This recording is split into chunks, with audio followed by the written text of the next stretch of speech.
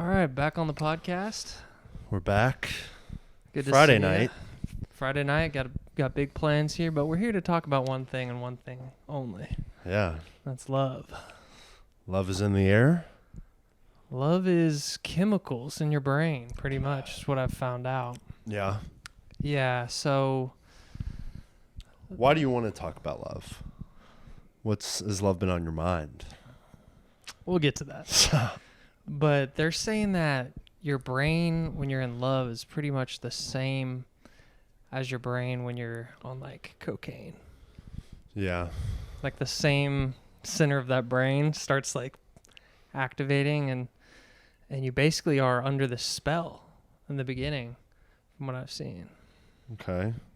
I mean, I think everyone who's been in a relationship, a serious relationship, adult relationship, you know, it's kind of hard to tell what true love is versus like, oh, you've been dating someone and you just say, you use the words "I love you," but It's you may not even know. Yeah, you may not even really know what that sensation truly feels like. Unconditional love, I guess. Yeah, and so they talk about that too. So the first stage that, I went through a couple articles and it's all kind of the same. When you first start out, it's all about like that attraction, that lust, that infatuation, intoxication. So that's like poetic. The first stage, which we've all been there. If someone hasn't fallen in love, they haven't been to stage 2 and 3, but they've all been, mostly, if they're not an incel, stage 1. You get those butterflies in your stomach when you meet someone. You get like that flush feeling. Your body something's changing. You're feeling something. Yeah. You may not know what it is, but your body is certainly reacting. I guess the brain is reacting. A lot of dopamine. What are some of those other neurochemicals? So it's essentially all chemical based here. And I watched this crazy video between the difference between men and women on this, falling in love. Okay. And it all centered around her grandma telling her, she was wondering about love and everything. And her grandma's like, yeah, that's why you can't sleep with a guy until he falls in love with you. And so she explains it, which I'll get to in a little bit, but there's different chemicals for women. Okay. And there's different for guys, but there are similar ones. The similar ones are dopamine and oxytocin. Oxytocin. That's the chemical bonding one. Yes. Which is in the second phase, the attachment stage.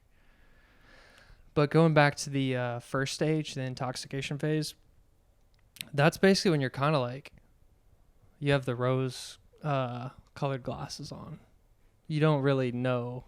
You don't see anyone's flaws. You're basically like drunk on love. Okay. How many stages we got? 3. And so it's infatuation. Attachment stage. Attachment. And then essentially the breakup stage. If you break up. Yeah, which we can discuss too, because there's a lot to get into here. And there's almost too much to talk about in an hour, but we're going to try to hit it all. Yeah, okay. Like we were saying, everyone's been through this intoxication phase. And like I said, you don't see the person's flaws. You're kind of just infatuated by them. You're always thinking about them. Yeah, you're on your phone, texting. Yeah. You kind of get anxious when someone's not responding. And you think, oh, my God, something's wrong. Yeah. And then they respond, oh, sorry, I was at the gym. You're like, oh, my God. You're like, I thought you hated me, or, I thought you were done with me, or something like that. You're basically like a crack addict. And I would say, too, that first stage, you find yourself doing things that are atypical to your standard habits, your standard routines and patterns. Yeah. You're like, man, I stayed up at midnight texting this person. And you're like, I go to bed at 9. Yeah, bedtime's 9, but when you're googly-eyed. Yeah, you end up making some sacrifices. Yeah, definitely. And so that kind of goes into the scientific backed point here that it also shows a decreased activity in the prefrontal cortex. Which is the logical, rational brain. Yeah. So it's kind of a trade-off. And essentially that's for everyone here. Then you get into the attachment. So that period lasts about 3 to 6 months. Okay. And it's also different for people. Like some people might be more like their brain chemicals might want them to be, it takes longer, I guess, than others. To exit out of that stage? Or no, just to kind of progress through it. Mm. Like they might not get attached. I guess, yeah, exit out. You might not get attached for maybe longer or shorter for certain people. Yeah, the evolution of what that person means to you varies on the person. But do you think, and I don't want to jump ahead, but do you think that's kind of the stereotype of like, it takes 3 months to kind of figure out where you stand with someone and how you feel about someone? Definitely. Because you kind of, the dust ends up settling at some point, and then you're like, man, I don't know. Yeah, it's like, I don't know if I can see myself with this person. Or it's the other way, and you're like, okay, this is going really well, and this makes sense to keep moving forward. You've made that decision to keep moving forward. And it's so interesting, too, because when you learn about like these chemical bonds that are formed, it almost seems like it would be even harder to break the bond after you've already been through all this like chemical bonding. Okay. Versus when it's just some people are more willing to do that and easily able to than others, I think. Yeah. And, whether or not you have sex or the things you talk about leading up to that, I'm sure change it too. Yeah. And then there's always like the talk about, like the 3-date rule. Like I haven't heard of that. Don't sleep with them until the 3rd date. I thought it was don't kiss someone until the 3rd date. See, it's different in different cultures. You're hoeing out over here. Yeah, people are crazy. But yeah, I guess so. That stage gets to the attachment stage where you feel more relaxed with the person. Yeah. It's a lot of like you basically your oxytocin goes up and your cortisol goes down. Yeah. Cortisol is the stress hormone. When you're in the infatuation stage, cortisol kind of goes up. Yeah, and stress doesn't have to always be negative either. Like cortisol always isn't a negative thing. Sure. It's, having stress, high cortisol during a workout is good. During certain activities, it's good. It's a good point, yeah. Consistently elevated cortisol, there's a burnout coming. I do think too, like what you said earlier, it's like you are compromising on some of your routines, your things that you prioritize for this other thing, which is love. You're kind of fueled by dopamine for it, but yeah, that is stressful to change up your habits, your normal routines for the idea of like eventually being with someone. Yeah, and with attachments, you're now caring for someone else on the emotional side of things, and so when they're upset, you get upset, or when they had a rough day, that may impact you and get you stressed out, and your energies start cooperating and coordinating, and you're playing that chess game, right? Oh yeah, it's a dirty game. It can be, but it's also a beautiful game at the same time. Yeah, there was a quote by Maya Angelou. She's like, have the courage to seek love even if you've been heartbroken. Like, always seek it. Yeah. Because you can imagine, like, after a heartbreak, which we'll get to, it's tough to, like, jump back in. Mm-hmm. Knowing, like, the ups and downs. It's, like, all dopamine. Yeah. It's, like, the dopamine's super high, and it's going to crash. And then it's, like, well, shit. But the attachment stage, it's, like, yeah, like we said, you're more comfortable. So it's oxytocin, which is, there's a distinction here because men and women both get it, but vasopressin is the one that guys get more. It's just another hormone that's like the trusting, supporting hormone.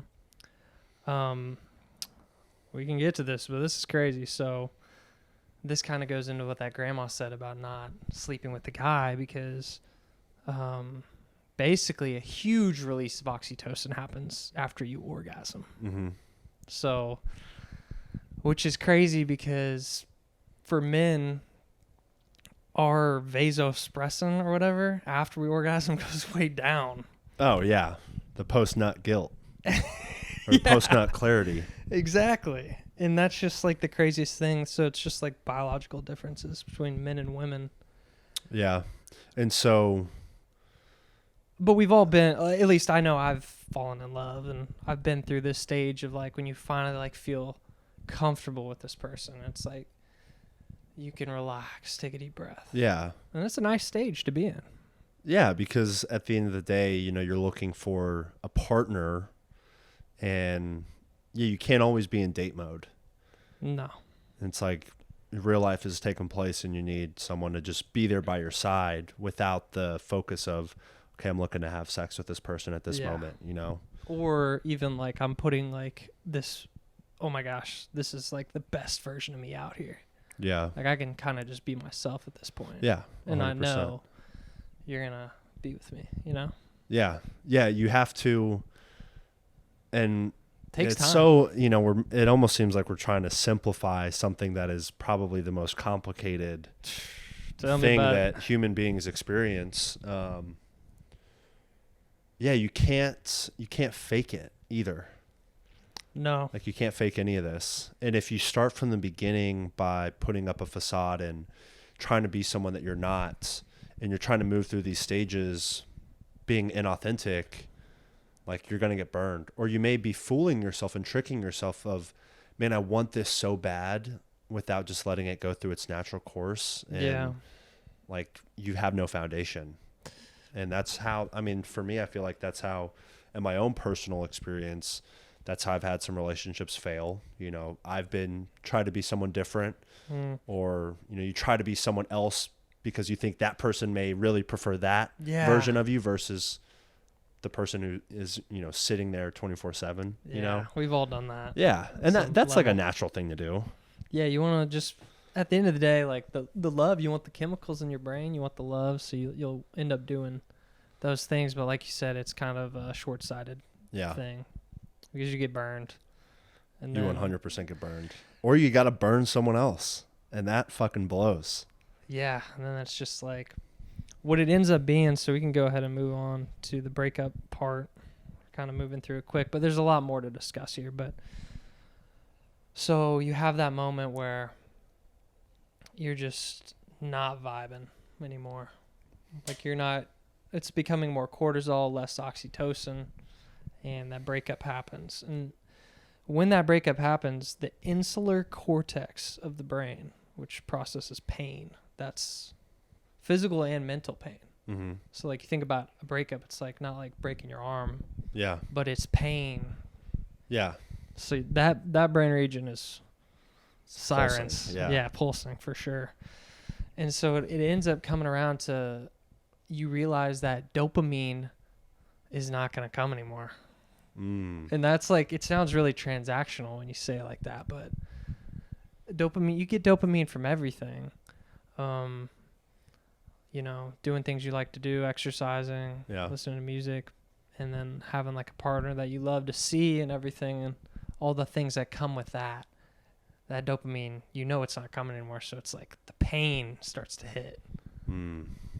So, and I know in my personal life, like having that happen, it's intense, especially like the first time you fall in love, the first breakup, man.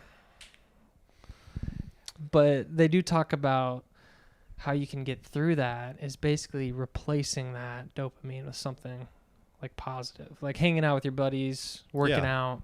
And once you kind of figure that out, it's easy to like channel that energy a little bit easier. Yeah. And we, especially in our modern world, I feel like dopamine has kind of been a buzzword. We're constantly stimulated, and with our phones, with all these different external things going around. And so people constantly feel like they're tired, they feel depressed, they feel really anxious. And, I feel like at the root cause of that on the neurochemical side of things, their dopamine is, like you said, like it's washed. Shot. And so you have to you have to restrict yourself on certain things because you're constantly going to be chasing that next high, and you got to double down. And, you have to make things more intense to get that rush. Sure. And it takes, it takes some discipline, and it's hard to find the things to replenish that dopamine, whether it's alcohol, porn is a huge one, drugs, whatever, it can be working out. Anything. Working out. Yeah. Yeah. And so, I think everyone has been at that point where they're like, the things that normally gave them pleasure don't anymore. and you kind of have to be like, okay, what do I do from here? Yeah, that's actually like the definition of addiction. Yeah. The narrowing of things that give you dopamine or pleasure. That means you're addicted. And like we go back to the intoxication stage where they call it the ventral tegmental area of the brain. That's where like all that addictive like behavior like goes off in the brain. And so, yeah, it's like basically a come to Jesus moment where you're like, okay, wow, got to build myself back up. Yeah. And have that discipline to just kind of keep pushing forward, getting better. And I think that's why it's important. And I feel like I've got some pretty good like date advice. You know, I'm in a fantastic relationship now, and I'm in love now. And I've gone through some trial and error. And I think everyone who finally gets that to that point, you know, can look back on the path that they've carved. And you have to have a breakup in order to find the person that you're ultimately looking for, and the traits and the characteristics. And one, like how do you love yourself? You know, I think we're constantly looking to be loved, and we may not really understand what it is to love someone else.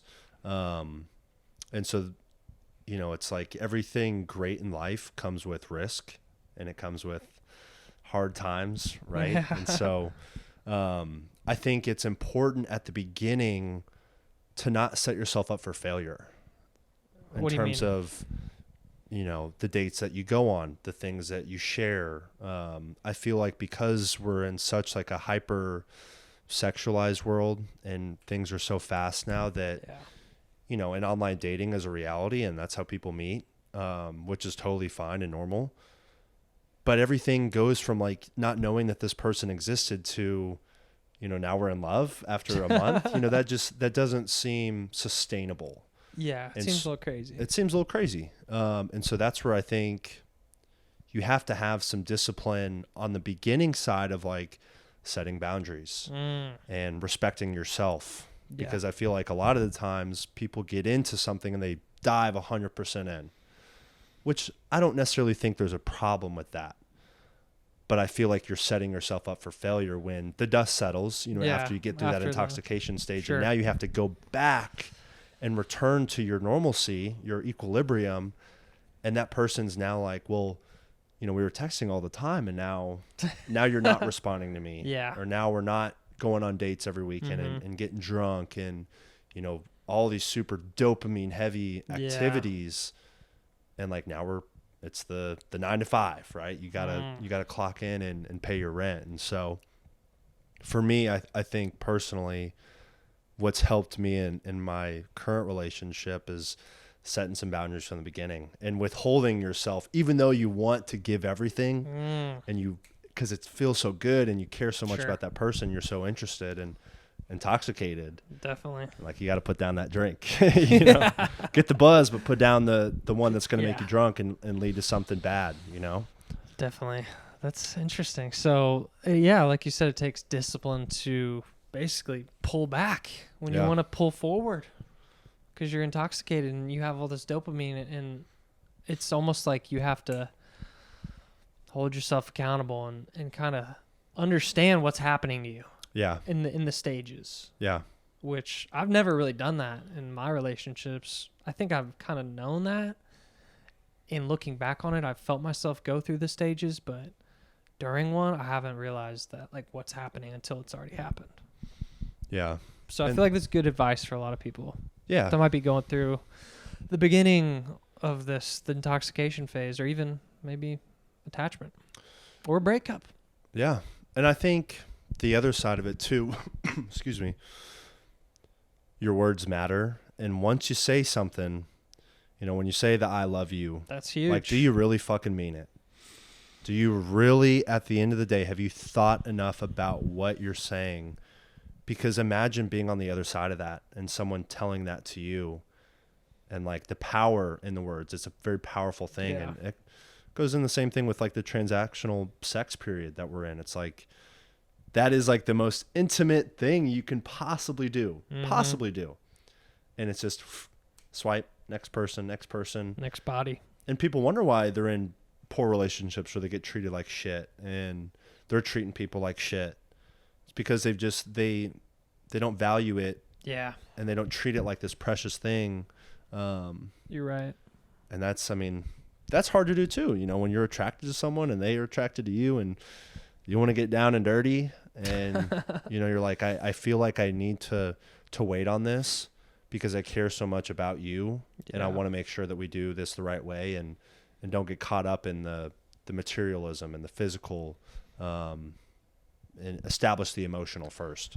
That's a great point. Yeah. Establish the connection that, you know, you actually can be with this person long term. If they're going to be a partner.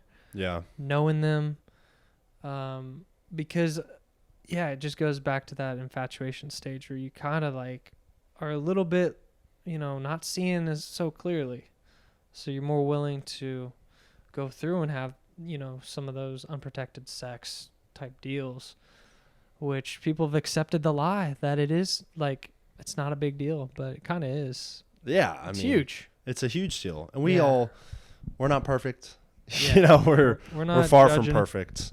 People can do what they want to do. And I think at the end of the day, I feel like it's about finding yourself first. And I want to ask you this.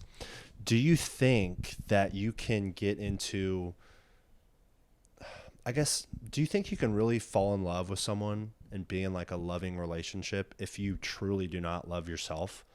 Whoa. I know that's kind of heavy. Or do you think it's smart to do that? Probably not. No, because what ends up happening is you are basically like begging for their love. Essentially, if you're not loving yourself, then you need to find love through them, which a lot of times works, but at the same time, like you might be getting into a relationship where the partner is taking advantage of you because they know that that's something that you have low self-esteem or whatever it is. Yeah. You could take advantage of someone that way. So no, I don't. But let's explain that. What do you mean by love yourself? Can you sit by yourself and be your own best friend? Can you look in the mirror and be okay with the actions that you're doing on the daily, the conversations that you're having with yourself, the confidence you carry, the foundation that you have? Because I think it's more harmful to enter into a relationship. And I'm not saying you have to be perfect because you lean on your partner, and that's what you have a partner for. But I think that's different than being kind of fucked up and not being the best version of yourself at that moment, and then trying to go out and find love, or maybe you're trying to use that as a distraction of like, well, man, I hate my job. I'm sleeping in all the time. I'm not doing what I need to do. And so I'm going to go find this person to, they're going to love me, and it's going to make me feel okay about the things that I'm not doing on the back end that would really put me up a next level. That's a great point. 'Cause I mean, it goes back to that discipline thing where you've got a lot of shit in your life that you're not, checking boxes and everything. And then now you're basically avoiding all the stuff you need to face. Yeah. And then you're wanting this. It's like doing drugs. Yeah.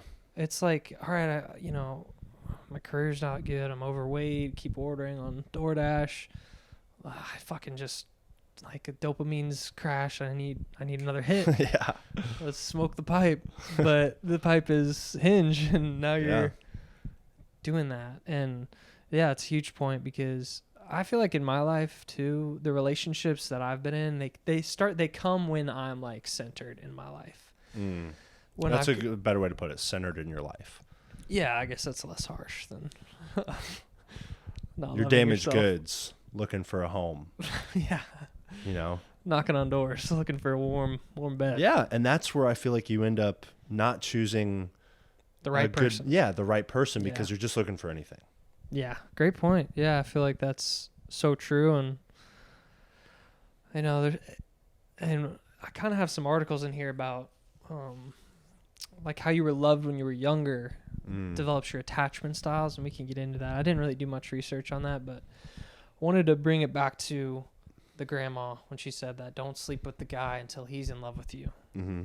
Because essentially the woman, when they have sex and they orgasm, that's when they release all their oxytocin. And that's like they're connected in a way that's deep.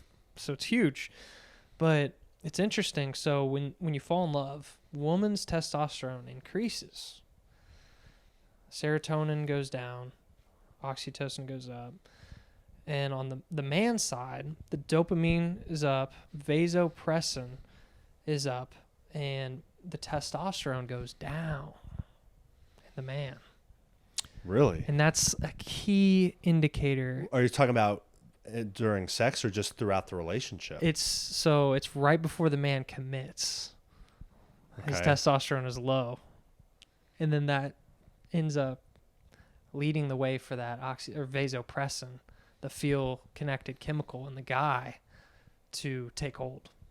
So it's his test needs to go down to have the feel good, which is such a crazy thing to think about, because when your buddies fall in love or whatever, like, man, you got soft on me, and we've all experienced somewhat of that. Yeah. Like, Jim's not, I don't really need to hit it that hard today. Yeah. And then when you're not, they did studies on, I think they did a study on the Air Force pilots. Yeah. Or Air Force guys, and the single ones always had way more testosterone than the married ones. But they found out that after this moment of commitment, test drops, vasopressin, it goes up, then it evens out after that, and it ends up going back up. But there's this weird moment where, like, it's like the brain, the key unlocks in your brain for that love to happen. I was like, damn, that's crazy. Yeah, that is pretty interesting. And it has to do with commitment. Yeah, it's pretty crazy. Well, that's, that for me, I think of that in like the yin and the yang of the feminine and the masculine. It's like, I feel like whenever you're in a really healthy relationship, it's like, yeah, I don't have to be like this macho tough guy all the time. Like you learn how to kind of turn that off. And I think that the partner that you're committed to brings that out of you, kind of inadvertently. Brings the testosterone more up? Well, more down in the sense yeah. of the commitment, because you may be watching a certain show, or you may be cuddling more, things that you obviously you can't really do by yourself, but that certainly makes sense. And maybe it's a shift of priority, of what you're now focused on versus what you previously, were thinking about most of the time. It's crazy. And we got to give some freaking props to the human body and our creator. It's amazing for making these mechanisms that are just so. There's only one way to get it. It's a miracle. Yeah, there's only one way to get it. You can't get it through Instagram, or you can't get it through an AI bot. You can't get it through watching porn. Yeah. It's a man to a woman. That's it. Yeah, and it sucks because nowadays people are tricked by a lot of these things online. Yeah. And I feel so bad for the younger generation, dude. Like, growing up with all the availability of porn and everything, like, man, they're fucked. Yeah. TikTok, all this crap, it's just so available. And then to get off of that, it's like they're building addictions real early. And they don't even know it. No. And then it's going to be extremely hard to find, the good sweet fruit, right? Yeah. And then it's also like, it makes sense because all these relationships are failing, and the abuse, the divorce, everything. It seems like it's all connected. I mean, it's there's a spiritual warfare going on, and these massive energy shifts. And I think, and here's something we've talked a little bit about in my mantra of 2025. Keep your world small. Keep the world small. I was thinking about that yesterday, actually. And it's like, when you get distracted, whatever it is, when you're letting too many things in, you lose track of, the important things, the thing that build you up. And that's going to be your family, your friends, your positive habits, your love. And when you're sitting on your phone all day and you're downloading all this information and people are saying, well, this is what your relationship should look like. if you're not making $10 million a month, then you're a failure. She's and leaving people you. are posting Lamborghinis and Yeah. they're traveling. You're like, man, I'm not doing any of that. And you think you kind of like, I'm a do your own failure. inspection on your life. And you're like, man, these things aren't helping me because I Yeah. can't. And then it's like that those things were helping you, but you're trying to look and see if the grass is greener on the other side because people are propping up all this fake shit. Yeah. Yeah, it's a huge point. Even if it is real, it's also like we're all gonna die. Literally. Yeah. And We're it's all all dying gonna the same way. You can't take all your money, you can't take anything with you. Can't take your Instagram followers, Yeah. your DMs.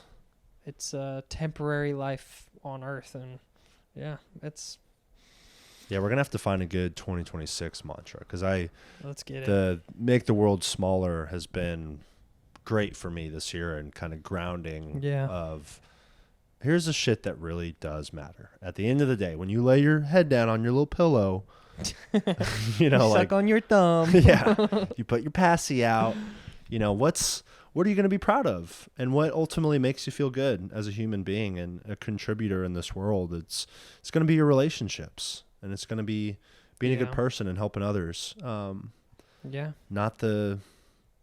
Dude, it's a shame. It's such a shame. Yeah, I think we are nearing the end of the year, and it's been awesome. This year's been really good, honestly. It has been a good year. Despite all the kind of going back to the distractions, like it's been a lot of crazy shit that's happened this year. Yeah. Some global wars, the dialogue in our world, specifically in the United States, how angry people have gotten. Yeah. Public assassination. Yeah, assassinations. Everyone saw on Twitter. Yeah, like if you were on Twitter all the time and on Instagram all the time and on TikTok all the time, you'd think you'd open up your door and the apocalypse has started. And it's kind of, I think about this a lot, and I don't know if this is in the Rich Dad, Poor Dad, but, they talk about in recessions and economic collapse, there's always winners and losers. Mm-hmm. And so, like, despite what is going on, you can still win. Yeah, Like, you for can sure. still win. And it's just like, what am I going to focus on to give me Yeah. the tools to allow me to win? There's a lot of resources online, and it's like you train people. You know this. You can tell them all the things they need to hear, but it takes something, the fire in the belly, to build up. And they need to want it themselves to make that change, because everything's out there. The internet's free. YouTube's free. YouTube University is what people call it. You can learn anything. You can do anything. But people have a victim mentality. They don't believe they can do things, and it's a shame. And I think that's important too. And I don't know if you wanted to move on, but real fast, the victim mentality in dating. That's important. What does too. that mean? People thinking that they can't find it. Oh. And thinking that That's every sad, interaction is actually. going to be negative, or, well, I'm not going to go approach that person because it's just they're dating someone. Yeah. They don't like me. It's like if you're going to sit in your corner in your room and hope that someone perfect is going to fall into your lap, babe walks through it's the door. never going to happen. Never gonna happen. Yeah. And that's where it takes some spontaneity, right? Take Some risk. Some risk, some confidence. You just gotta realize that life is gonna move on. Yeah. And you can't. A girl tells you no when you ask for her number, your world's not over. Yeah. And it may feel like that in the moment. Yeah, sure. It definitely would hurt. But it's like you got to get back up. Yeah. You got to shoot the shot. Mm-hmm. It's like a weird thing, because some people can deal with things like that. Rejection. Yeah. Failure. Not making the sports team or whatever it is. And they don't recover. And then there's people that can. Yeah, resiliency. And I wonder Persevering. how that shakes out. Like who... That's interesting. Well, and, you kind of slightly hinted at, childhood development and how that makes you love. Oh, gosh. And that's like, how your parents groom you and teach you and coach you on, you played sports and you struck out. but they said, hey, you're going to get the next one. You know, I feel like there's so many parallels to all these different avenues in life of, you know, job hunting, relationships. And if you can't handle rejection, which all of this is a skill. No one was born with being a good boyfriend or a good partner. Like you have to build the skill, which means you got to get in the reps. And if you refuse to hop into the ring, then like you're not going to get there, honestly. That's so interesting because, I was thinking about, you know, working out. And this year I've completely changed kind of my physique pretty much. Mm-hmm. Like I've gained literally like 20 pounds. Yeah. And you've helped out immensely with that, with the plan and fixing my hip and everything. But knowing that you can actually like, it's almost been a year.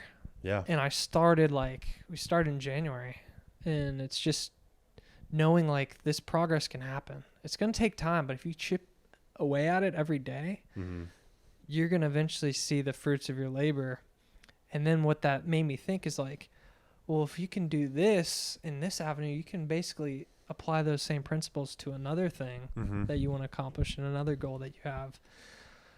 And I wonder what that comes from of like, is that sports when we're younger, like playing sports and realizing like it's basically, you know, a meritocracy in the sense that you're not going to shoot a basket and score on me unless you're better than me for that moment. You know what I'm saying? Mm-hmm. So I think sports is huge for kids. Yeah. But yeah, it's just, it's great. It's been a great year. I don't know why I'm reflecting so much, but yeah, it's been a deep podcast. Yeah. You know, I've got the attachment styles here and they go like this. Where are they? Anxious avoidant is an attachment style. Where are we at? Okay. There's just a lot on here, but speaking of love, Dr. Pepper. You love Dr. Pepper. I do love Dr. Pepper. Here's a little chart here. So it asks the question, is the caregiver near, attentive, responsive? Yes or no? So if you say no, that means separation, distress, anxiety is experienced, and attachment behaviors are activated to some degree. So you have some sort of attachment problem there, ranging from simple visual monitoring to intense protest, clinging, and searching. And that's horrifying, like that a kid, if you're not there for your kid, versus the opposite, when you're felt security, love, and confidence, you're playful, less inhibited, and smiling, sociable. And it's just so crazy how that impacts your later relationships, the trauma that you've gone through as a kid. But yeah, I think that's kind of it on the love side of things.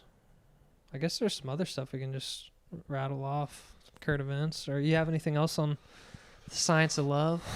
Well, I don't know. I'm not married. I don't have kids. I think love evolves when you kind of go through some of those stages, just based on, you know, talking to folks and, you know, witnessing it. Definitely evolves. Like, yeah. Well, I think, and so we're kind of speaking to men here. I don't know what our demographic is in terms of our audience, but the whole no FAP club. Oh, yeah. Got to talk on the importance of what it's like to. I've got some wisdom to drop here. Yeah. So, first of all, like everyone has probably scrolled across porn, has had their own experience, whether it's something they struggle with. See, we love our dogs, but sometimes they can get a little annoying. Yeah, everyone's seen it. It's so available, especially nowadays. Yeah, and it creates such an unrealistic relationship with like what you think sex is like, or what you think, these romantic experiences are like, and you cannot replicate that in the real world. And I feel like these dudes who are jerking it, 1 time, 2 times a day, some people, the averages, dude, are crazy. Average? Yeah. I don't have my phone with me, but there's probably some public data on this. Let me look this up.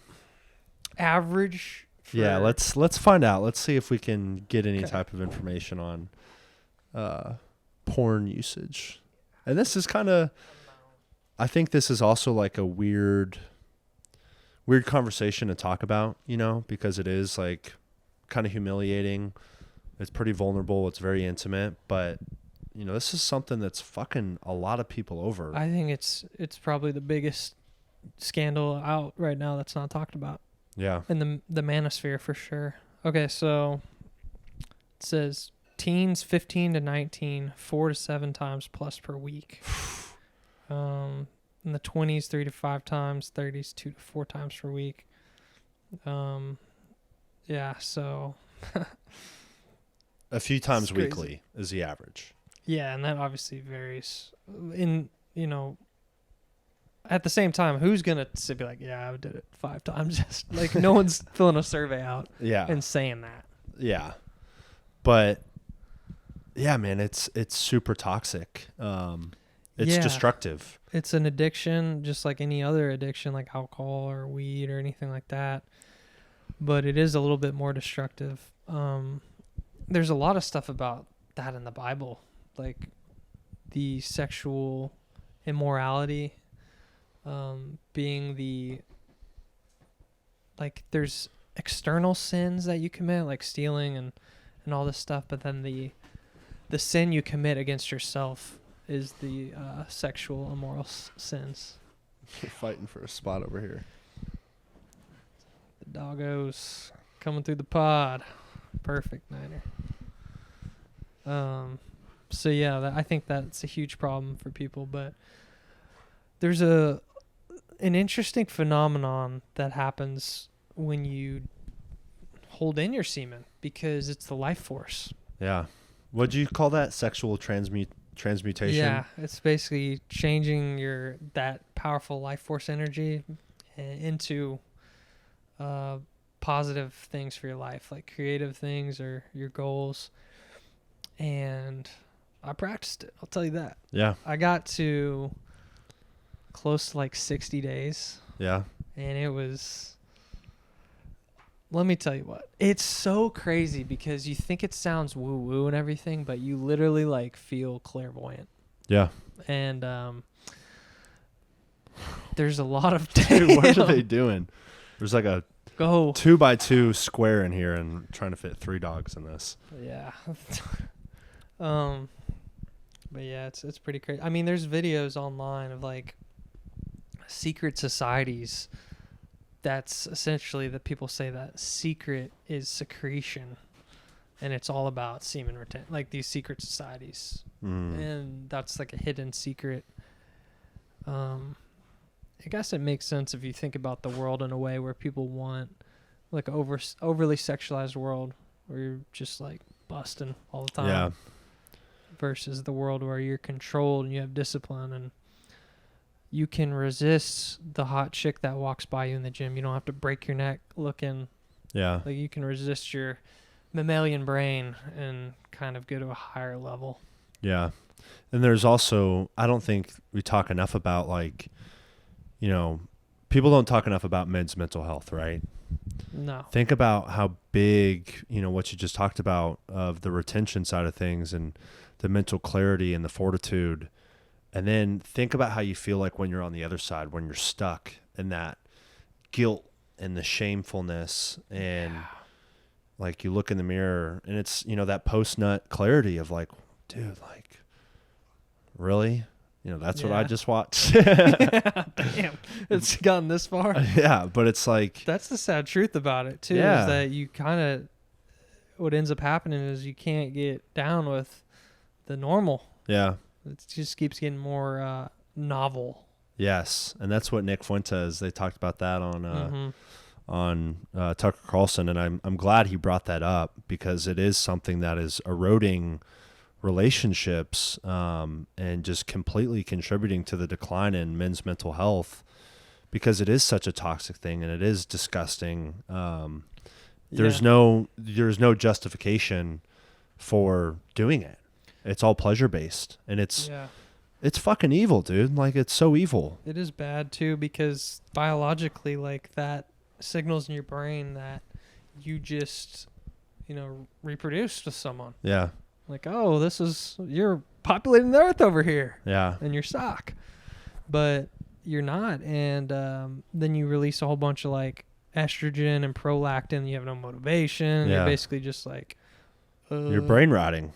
Yeah. And then it's like, all right, let's get back to it. You're like, well, I guess I'll order DoorDash. Yeah. I'll get some pizzas and I'll sit in my shame. Yeah. And I'll watch something that's gross, and I'll listen to music that's gross. And yeah, man, this is a culture problem.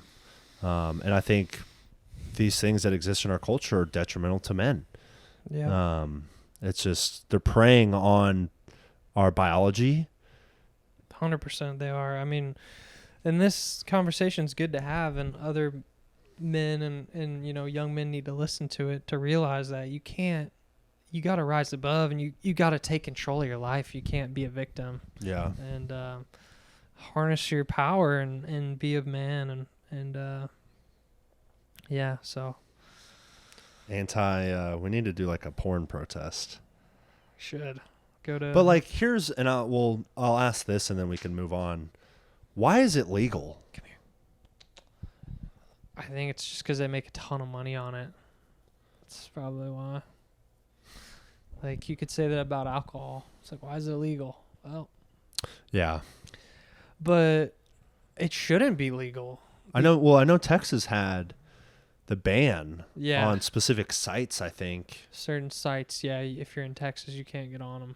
And then like different steps with age verification, and then you find out that a lot of these people involved in these sites are, they're sexually assaulted, and then it's like trafficked. The whole cycle makes sense. It's like these people are damaged.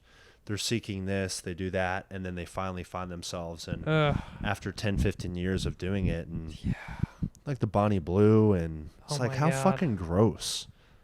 Yeah, it's like they're just searching for fucking money and attention. God, dude. Let's go 1,000 guys. Her freaking cooter's got to be done. Oh my gosh. That's honestly, like, I hope she doesn't, but I bet she kills herself. Like, how can you? I don't know, dude. She just may be so. Or she's on the Zoloft or something. Yeah. Because how can you allow yourself to be violated, and have no, like, she doesn't love herself, clearly. No. And then just like, yeah, how can you think about, like, wow, I did that. Like, how can you come back from that? And we'll bring it back around to Jesus. I know I'm bringing him up a lot, but he'll accept you. So if she could go find Jesus, she'd be good. Yeah. No porn. Get off of porn. Yeah. Let's get off that. Go get some sunlight in your eye. Yeah. Do the hard thing. Watch some David Goggins. Yeah. Suffer a little bit. Yes. Because you need to. Build the callus on your mind. Say no to temptation. Say no to pleasure. There was a crazy thing that Andrew Huberman said too about the link between pleasure and pain. He talked about they're kind of connected, because if you have a ton of pain and then the pain stops, dopamine and pleasure comes after that, which is so weird to think, which makes sense because, like, after a painful tattoo session, I feel really good. Like, I'm filled with dopamine. Yeah, a tough workout. Yeah. Like, man, that was good. It's like exactly proud. That's better. Yeah. Man. So we're going to see Adam Ray tonight. Yes, get some good comedy. I'm gonna die. Yeah, I already gonna be know funny. I'm gonna die of laughter. He does a lot of crowd work, so maybe we'll get involved a little bit. Oh, I bet he. Maybe wear like a weird shirt. I was thinking about that. We should all wear like a cowboy hat. Yeah, it's like, let's all wear Hawaiian shirts. Yeah. Government still shut down. It's kind of a record. going on right now. Yeah. So I listened to some PBD the other day. Yeah, making sure she doesn't step on that. And, you know, the big thing that you're seeing on social media right now and what a lot of folks are talking about is the SNAP benefits and food stamps. And I'm going to tell you the stat. I kind of want you to guess first. How many people in the United States, and this is based on ethnicity, what percentage of Americans do you think are on SNAP? Out of all the people. Oh, okay. Americans? I actually heard this the other day. It's like 12%. It's like 27. 27%? Households. 27% of white Americans, or just American citizens, are on welfare or SNAP benefits. Okay. So that means that 73% of the people receiving government assistance for food aren't even American citizens or illegal immigrants. And I believe the highest percentage is Afghani. I think it's like 36%. Wait, so I was confused.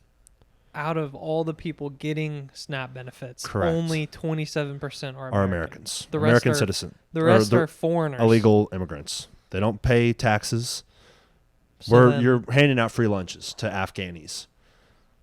I'm mad. And it's like Afghanis, Somalis, I think are 26%. And so, dude, I see these videos and it pisses me off so much. These people like flexing their EBT and flexing their SNAP, and when the SNAP hits or the EBT hits and it's $3,000 and they go and they're buying all this fucking stuff and not chips even buying and groceries. sodas. Yeah, they'll sell their card. Yeah, and they changed the rule. You can't buy sodas. You can't buy desserts and snacks and cookies. It's vegetables, meats. Well, that's good. And like fruits. And people have been denied at the grocery stores when they're trying to pay for their fucking Dr. Pepper and their Fritos and Cheetos and whatnot. And they're getting denied. The SNAPs don't cover. And they're upset. They're like, I got to get cabbage and I got to get chicken. And it's like, fuck you, dude. Like, I don't feel bad for these people, honestly. You shouldn't, but it's like, it doesn't surprise me because once you give someone something once, they're going to expect it again and again. And why would they have any incentive to get off that? Exactly. And they're depending. The same people that are protesting No Kings. But wait, I need my EBT. Yeah. I need my SNAP benefits. Yeah, it's horrible. So that's what the government shutdown's centered around is that the bill or whatever, or the funding to continue the government. Yeah, they voted for the 14th time. Democrats said no again. And that's one of the things in there. And I was listening to it today, and the guy read off a bunch of different policies within the, I guess, the proposal. And it's like welfare, it's Medicare for illegal aliens. And it's just like, it's so frustrating. We've got homeless veterans. We've got people, American citizens, killing themselves. Yeah. We've got massive chronic illness in our country. And like, we're giving money to illegal immigrants. Yeah, it makes zero sense, and it's infuriating when the people who are having to work two jobs, the American citizens who are having to work two jobs, and their school and education system sucks, and they can't get their medicine, and they can't get all these things, and we're just funneling billions and billions of dollars to people who would burn our fucking country down and stab you in the back. They don't care about us. The point of it is not to be generous and help people. The point that they're giving this money to these illegal immigrants is they want them to vote. Exactly. Because the census for seating is not based on voting. It's based on population. Yeah, that's right. And so when you get these people to move in and you hand them money to put them up in Dallas and Houston in Chicago and New York City, wherever they're at, Milwaukee. Yeah. It's like they're not paying taxes. No.